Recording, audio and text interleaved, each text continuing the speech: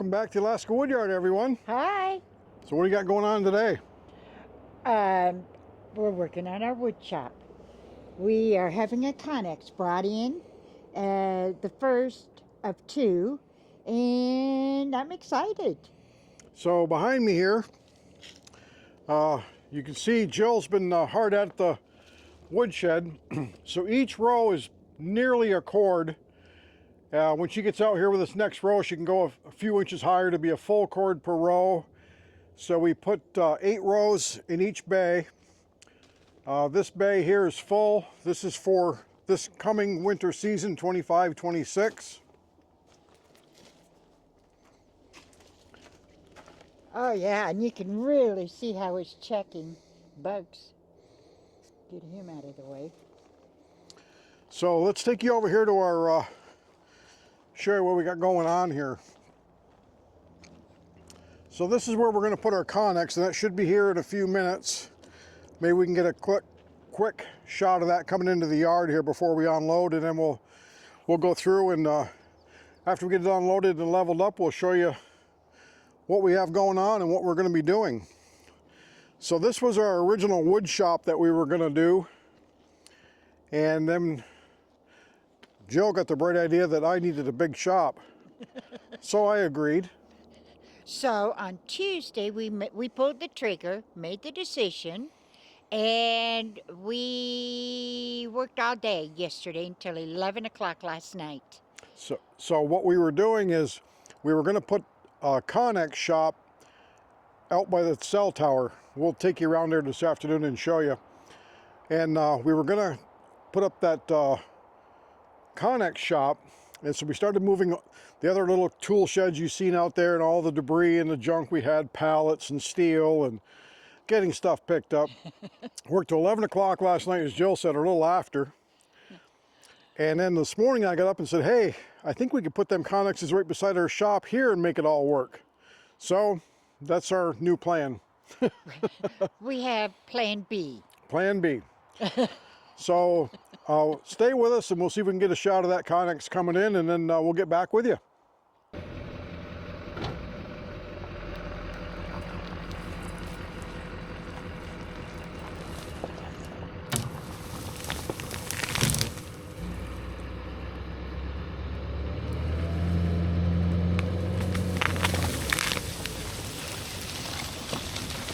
And that's how you take the tree out.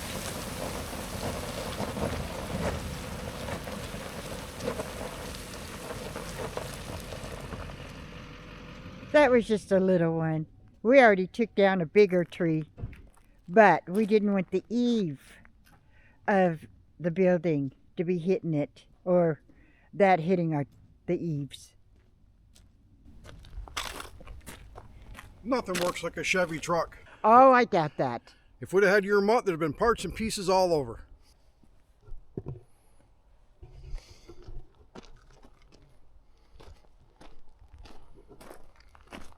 The big logging project of the day.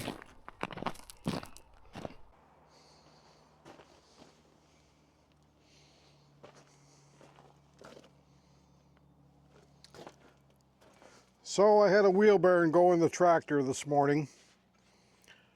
First breakdown of my Kubota. 1,600 hours.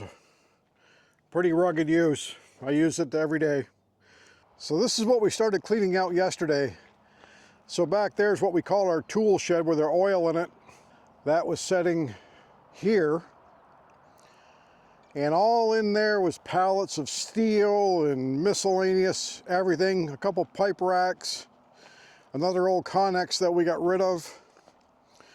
There was weeds, brush, cottonwood growing up in behind them. So we got that all cleaned out yesterday. We worked over 15 hours, wasn't it, Jill? Oh yeah. And right now we have 19 hours of daylight. So we're able to start earlier and quit later. Perfect. That's what summer's all about. So the pile's gaining with the processor. We'll give you a shot around the yard here. This is where we normally process the wood, so we were going to put the shop right there where that pipe rack is. And two 40-foot connexes with a 24-foot span in the middle and cover the whole thing with a 40-foot wide truss and have a woodworking shop. Oh, great. Here he is. So here's the connex now pulling in.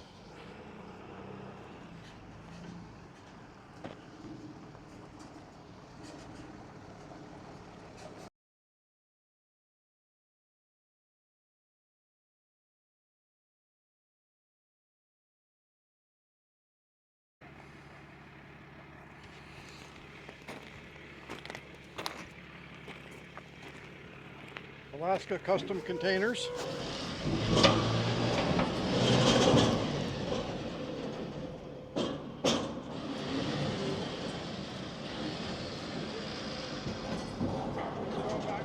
Yep, keep coming back. Another 5 feet if you can.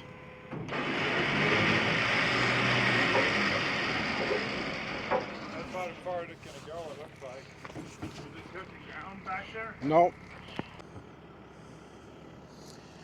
Okay, we'll see how this is going to work out.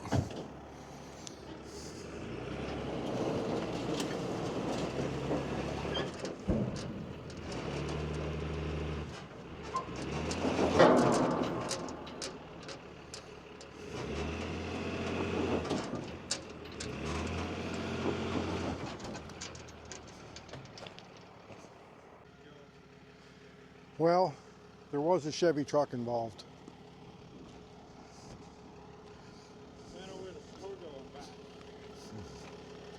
So this is Alaska Custom Containers. So when Mark and Mike bring these containers out, they're all swept out, cleaned,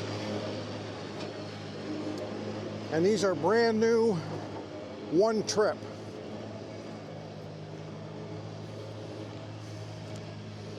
$40. So this particular container is $7,400 delivered here in Alaska. We're about an hour from where they have these. So these are one trip from China. And Mark and Mike buy these and sell them. They also customize them. They make a lot of stuff for the North Slope for the oil fields. They put windows and doors in, make camps out of them for the oilmen. When we get squared away here, we'll open this thing up and show you what it's made of on the inside. Oh yeah, I'm excited. So these trailers are designed for connexes to roll them and off and on.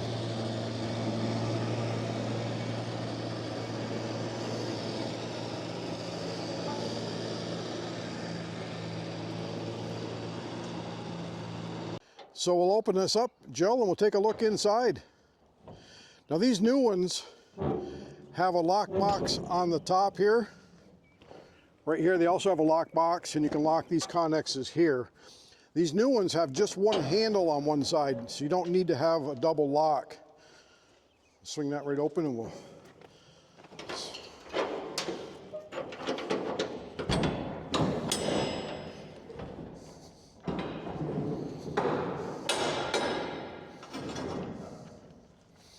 So these are kind of dark in here. We'll open up the other end, but Jill's going to go down the other end, see if she can open up the doors. But these are as new. And like I said, the other one, when it gets here, the whole 40-foot side opens. It's got two 20-foot doors. So the entire side would swing open and make a beautiful kiln. And these are 40 feet long, 9'6" high on the inside, called high cubes. So these new ones, gonna have an echo in here. The new ones open up from both ends, so you don't have to go all the way through the connex and dig stuff out. You can at least get in from both ends. And we're going to store lumber in one, and then our four-wheelers. You got the block there.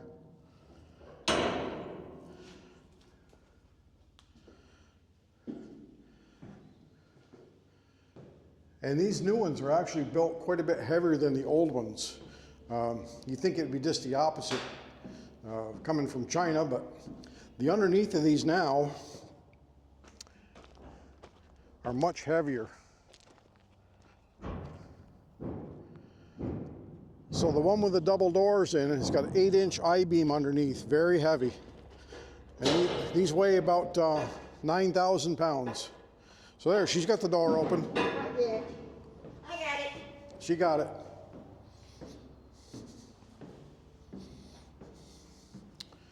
These are very easy to put windows in. They just cut these sides out and they actually weld. We watched them do it up there. They weld in a 2x2 steel box frame, and then they can put windows or doors or whatever you would like. And we'll do a little bit of clearing out here, looks like, so we can get in here with the four-wheelers. Okay, I see if I can give you a shot of King Mountain there. A little bit of overcast today, and we did have some fresh snow on Pinnacle last night. It was snowing this morning, you could tell when we got up. Flag is flying high, a little bit of a breeze. And there's Jill's 49 Oliver. And the diesel tanks, speaking of diesel fuel, here in Alaska, the price has been coming up for the last 6 weeks. And now it is $3.50 a gallon. $3.39 in some places, $3.49. And 6 weeks ago, it was $3.06, $3.04. Been that way all winter. Why it's came up now and fuel's coming down nationwide, we have not a clue.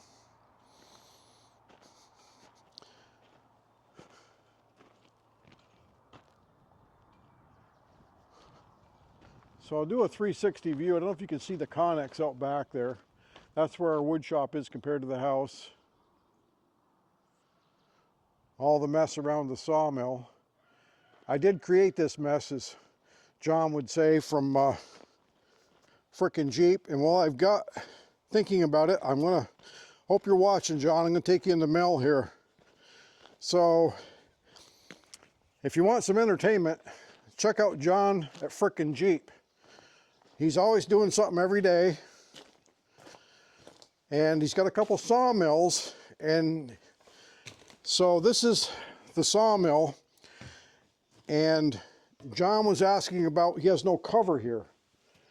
So what I've done here with mine is, John, I've took and made hinges. Flips up and flips down.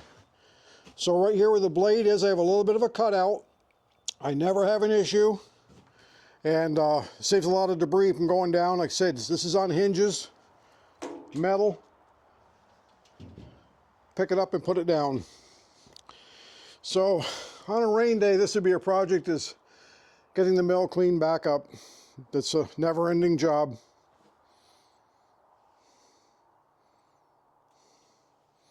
So John, I hope that cures your problem. You were asking about what you put over that. Some guys put some wood and the boards will wobble around. They're hard to keep on there. I just welded some hinges on the metal frame and put a metal 3/16" steel plate over that on hinges. All right, we're over here on the other side of the wood yard, and Jill's been splitting. Yes, this is the cleanup off of a job that we just did last week that had roughly a cord. But the ugly side of firewood is all of this. It's the scraps, it's the everything else but what you're going to sell. This is just a part of the job, cleaning up. So the bark is coming off the birch here when it's fresh cut, so it makes a big mess. Now the little pieces off the processor, the cookies, we just had a phone call, sold another cart full. It's a pretty big cart, it's nearly a full cord. Right. And we sell those for $100, glad to get rid of them. But people seem to think that's a real bargain, so they grab them up, and we had just had a call a few minutes ago. They're coming tomorrow to pick up another load. So we do get rid of some of that, but still the waste. Yeah. As you can see here, so Jill has been very busy. She keeps us all raked up, and I get the tractor over here when I get it back together. And she done that pile a couple days ago. Done this pile last Friday. And they're about 1.5 cords she does on the truckloads. And then we have the big long pile there. This is another 10 cord. There's Pete's pile with Eastman 511. And we have another 10 cord pile there. And we have a good 12 cord that Pete cut up with the Cord King processor. He came up and let us use his splitter to try out, and he jumped on our processor. So he got that done for us this spring when Joe was on her cruise. He's mad because I get to go on vacation and he doesn't. Poor Pete and I are up here struggling, trying to make a living, and she's on a cruise. Got her toes in the sand somewhere. Yeah, but if you look over here, my other big pile is slowly diminishing. I keep working on it too, whenever I get a few minutes, getting this cut up. So this was some big pieces. Some of it was a little bit hollow, kind of big for the processor. And then we had a lot of short pieces in here. So I said, Joe was saying she brings the splitter over when she has time and does 1 cord or 2 at a time. Yeah, and you know, it's like they always say, if you do a little bit each day or every other day, when something else gets in the way, like getting a connex, that got in the way yesterday and today. But other than that, I would be out here splitting, which I enjoy doing, and enjoying my fresh air. So this is aspen or popple, very similar to cottonwood. We've got piled up I cut last fall on the processor. We'll burn that in our fire pit this summer. And of course you can see Jill split a little bit there. I did pick up some with the tractor, but here's the other mess she's got going on. I do know how to make a mess. I got that down pretty good there, making a mess. So you can see how she keeps my wood yard. Imagine the house I'm always just picking up, it seems like constantly. Oh, of course you are. So keeping my domestic chores done. Let's take a walk over and see what we got. Yeah.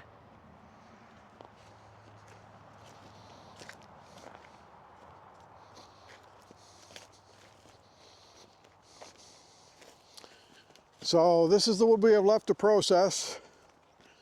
We did pick up a load the other day. It's small stuff. So this is once in a while we'll cut this up with a chainsaw, or Joe will use her samurai here probably this fall. Yeah. So this is kind of small for the processor. A lot of 4-inch, 3-inch, but it's all nice birch. So he actually gave us this load. We bought one load and then he gave us a load. So we'll turn out okay on it. And then of course we separate out the hollow. And we'll process that separate so we can split the rod out. And some aspen and cottonwood mixed. And this is all we have left to process. There's about 14 or 15 loads here, so on our log dog trailer. It's about 35 cord, maybe 40.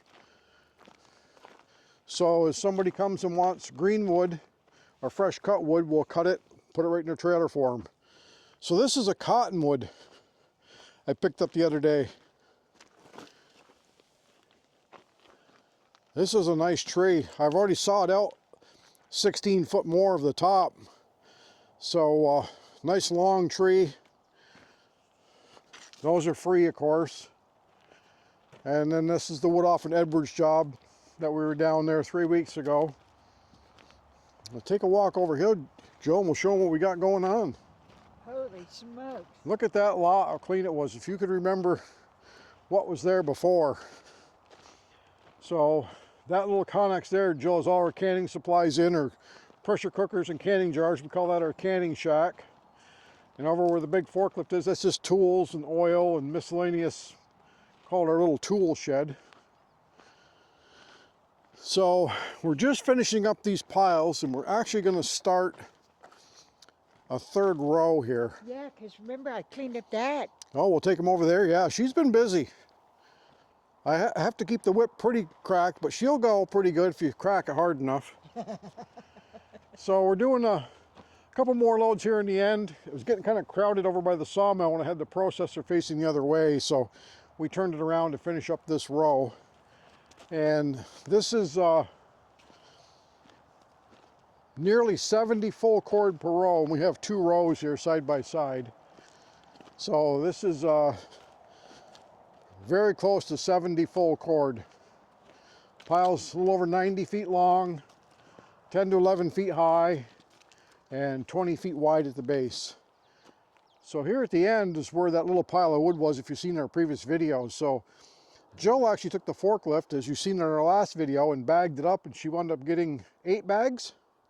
Actually 10, because I sold 1 bag. Oh, 10 bags. So she had over 3 cord here in the pile. Yeah. And we're going to start another little row here, not quite as big as these other piles, and because the wood's getting pretty wet, so getting it to dry, we have a little bit of concern about these big stacks with all the sap in it now. The water's just running out of that birch. It splashes you when you're splitting.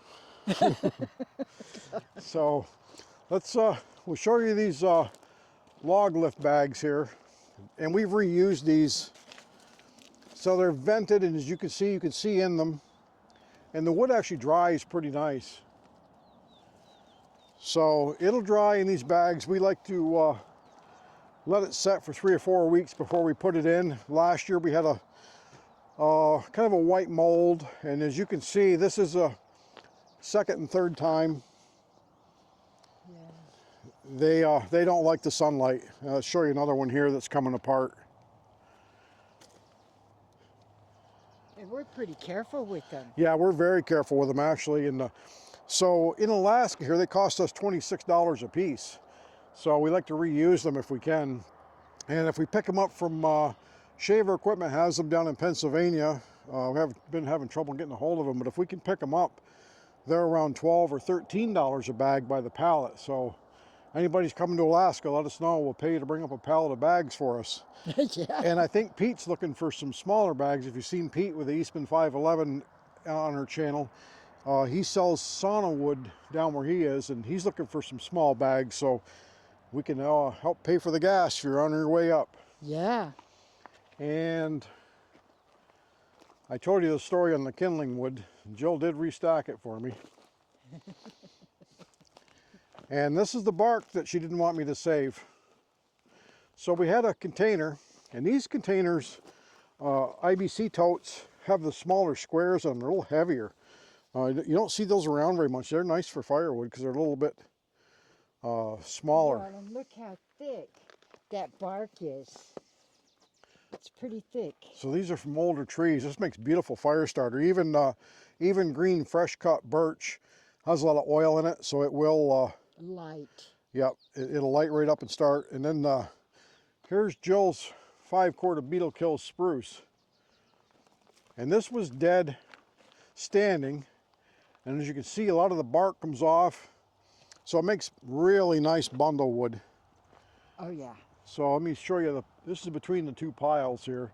So between the 2 piles we have about 140 full cord, and pretty close to what, 50 over at the other Yeah. in the RV park. We're looking at roughly 200 cords of wood that we're drying right now for this fall. So take you over here real quick. I have sawed a little bit of lumber, as you've seen before in the video there. I have been sawing a little bit. Trying to keep things organized in the yard is a full-time job. It just seems to get away from you pretty easy. Anybody that's got a sawmill or a wood yard knows the chore it is to keep it cleaned up. And of course we have some bags up on the hill we put up there last fall. It's very dry wood. So there's a shot of Pinnacle from back here. Oh, there's a little bit of sun there on King Mountain now. So there's King Mountain.